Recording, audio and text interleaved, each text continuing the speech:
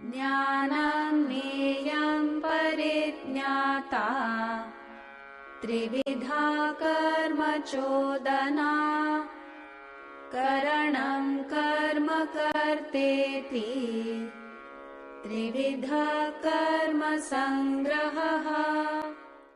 In this verse, he further dissects action. Why is he speaking of action? Because Arjuna and all of us are in the world, we need to perform action, we cannot escape action. And so, we need to know what kind of action we need to perform. So, there is a further dissection here, and he speaks of the threefold motivators of action. Knowledge, the known, and the knower are the threefold motivators of action. The instrument, the action, and the actor are the triple constituents of action. So let's see what he's talking about. The threefold motivators of action are the mental component. There are two components. There is the subtle, the mental component, and there is the gross, the physical component of action. Both need to be tuned in to perform right action, successful action. Motivators of action are, number one, parijñāta. Parijñāta is the knower. Second, knower is the subject. Second is jneyam, known, the object. The third is jnanam, knowledge, that which connects the subject and the object. For instance, to accomplish an action, the subject must meet the object with knowledge. A potter is the knower. He has knowledge of pot making, and when he contacts clay, there is the act of making pots. If any one of them is missing, the action cannot take place. Then he moves to the three karma sangraha, the constituents of action.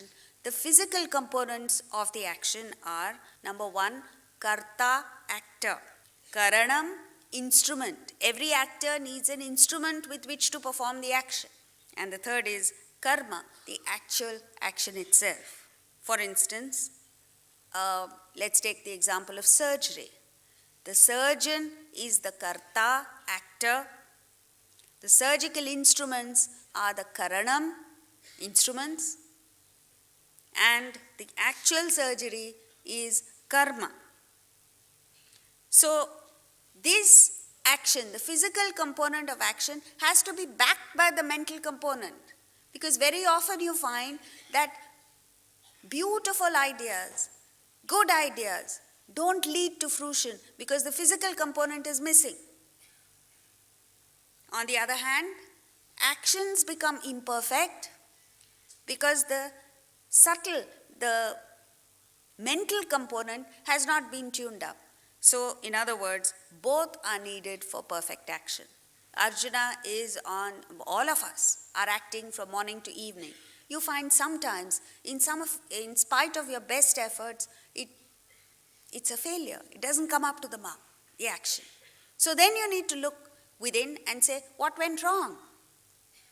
The physical action was performed, but the mental component is perhaps missing when the mind is agitated, when the mind is disturbed, when the mind is preoccupied, when the mind is not inspired by a higher goal or ideal.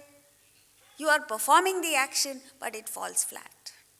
At other times, you're completely relaxed. You know, one of the most important things for perfect action is to step out of yourself, to forget about yourself, to remember it's not about me, it's about the goal, it's about the objective.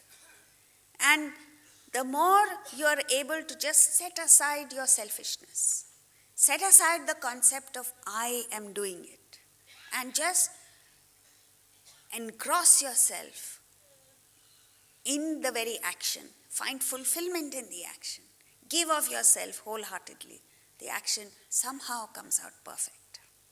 Not because you want it to. You're just totally immersed in the action.